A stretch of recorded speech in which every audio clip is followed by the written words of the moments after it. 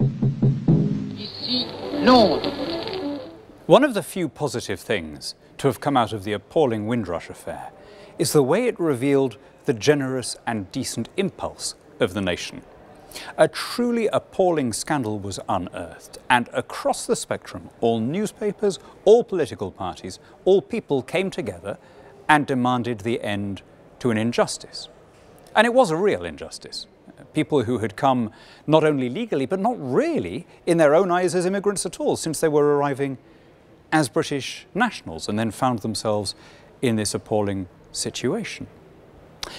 The episode reveals that attitudes to immigration are a little bit more layered, a little bit more complex and subtle than is sometimes supposed. The country is a very long way from the caricature painted by some Remainers and by some pro-Remain media overseas. Yes, people want to have some sense that they are in charge of roughly who is coming in and roughly in what numbers. But it doesn't follow that people have lost their sense of decency, of obligation, and of common humanity. If we're going to make a success of Brexit, it is important that liberal leavers speak up. We need to be a country that embraces its links with every continent, including Europe. We need to have a modern immigration system that works in the 21st century.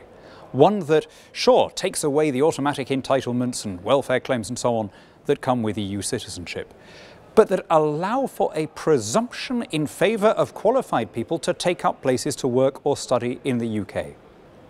That assumption should pertain both to EU nationals and to nationals of Commonwealth allies and other friendly countries. At the end of this process, we want to have a prosperous, independent and global Britain meeting its obligations around the world.